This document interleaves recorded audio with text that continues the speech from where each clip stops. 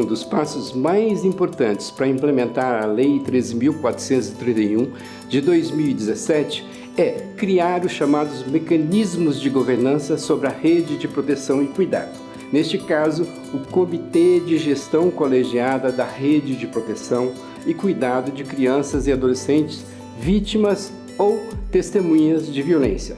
Deste comitê devem participar todos os atores que interagem com a criança e adolescente vítimas ou testemunhas de violência, como, por exemplo, o Poder Executivo, Saúde, Educação e também Segurança Pública e Justiça. Eu entendo que o Comitê Municipal ele é um dos instrumentos mais importantes para a implementação da lei de escuta protegida em qualquer município, porque ele dá o pontapé inicial, ele cria uma ambiência favorável para que os atores se integrem, que se sintam pertencentes ao processo, né? Criamos essa ambiência para eles entenderem a importância para depois a gente começar a trabalhar com a implementação da lei. O ECA ele foi muito feliz ao criar o Conselho Tutelar, porque é o órgão que está de fácil acesso, que as famílias e qualquer pessoa tenham acesso direto ao Conselho Tutelar. E dentro do protocolo, ele é a porta de entrada.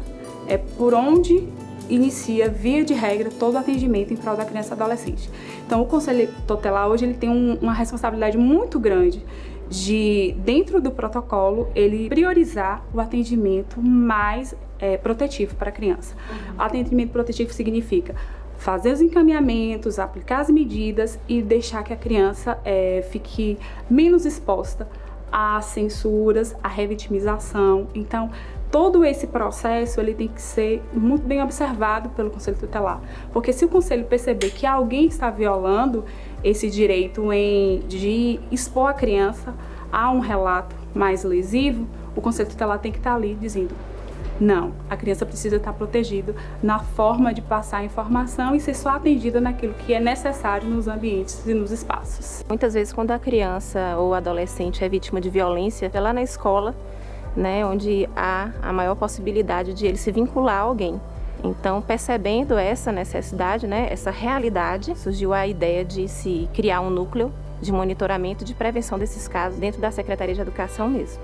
Então, ele recebe as notificações dos casos e encaminha a rede de proteção e trabalha também com o monitoramento da situação da criança e do adolescente na escola. É muito importante que a Secretaria de Educação esteja interagindo com outras secretarias e realizem ações que venham proporcionar essa possibilidade de minimização da violência. E no nosso município isso tem sido de tamanha importância que nós constituímos aqui um procedimento regulamentar onde todos os profissionais da educação que ingressam na Secretaria Municipal de Educação passam previamente por uma formação para que possam ser agentes contribuidores para esse processo de minimização da violência na nossa rede escolar.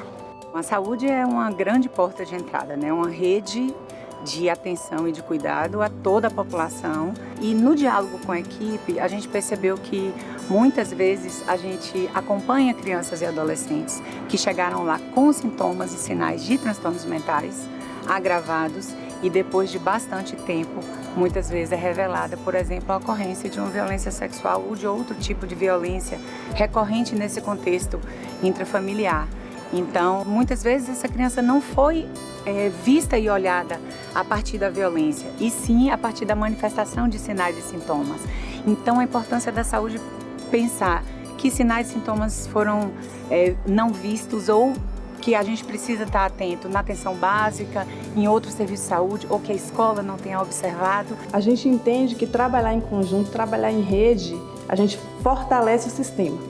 Então, estar dentro desse movimento e que a gente se integra, né, a saúde, a educação, o desenvolvimento social, a gente sabe que o adolescente ele vai ficar muito mais protegido. A Lei 3.431, de 2017, ela veio modificar toda a atividade policial dentro de uma delegacia, principalmente da proteção da criança e do adolescente. A gente primeiro escutava essa criança narrava o fato delituoso e a gente instaurava o inquérito policial. A gente estava realmente fazendo um trabalho de forma errada, né? Porque muitas vezes a criança era ouvida na delegacia de polícia, a criança era ouvida no conselho tutelar, a criança era ouvida pelos profissionais de segurança pública, até essa criança chegar para ser ouvida na justiça, que podia demorar anos até.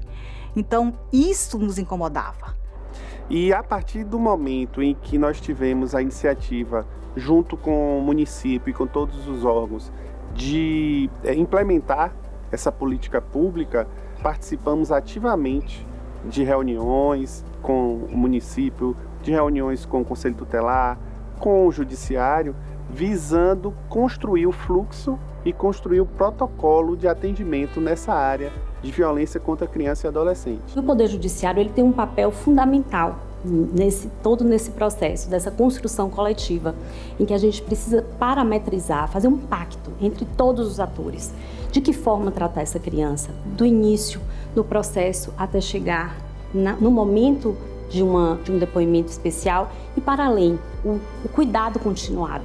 Precisamos atuar de forma que todos os colaboradores, toda a rede de proteção, de atenção, sistema de justiça e o pós-trauma também esteja integrado para que a gente possa efetivamente concretizar o nosso papel de proteção integral da criança e adolescente. A responsabilidade não é apenas da assistência social, mas que a gente chama todas as secretarias, todos os órgãos para serem responsáveis também para articular esse protocolo. Bom, a assistência social ela tem um papel importante de construir uma rede que faça o enfrentamento a todos os tipos de violência e que oferte serviços socioassistenciais que possam efetivamente tanto trabalhar a dimensão da prevenção, a ocorrência de violências, como também, diante de situações onde a violência acontece, a assistência social ela tem um papel protetivo importante, de fortalecer a família dessa criança e desse adolescente, de orientar essa família a buscar os mecanismos para a responsabilização dos agressores,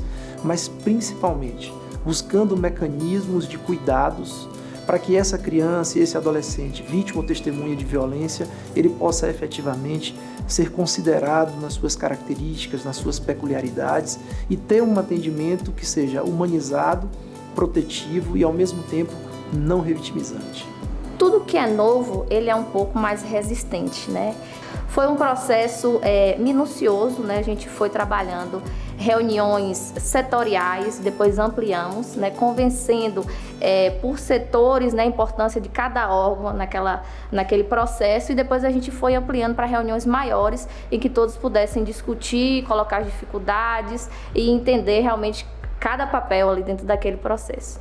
Para implementar a lei, é importante que todos os municípios criem os seus comitês de gestão colegiada da rede de proteção e cuidado de crianças e adolescentes vítimas ou testemunhas de violência, com todos os atores que participam, que interagem, que atendem as crianças e adolescentes.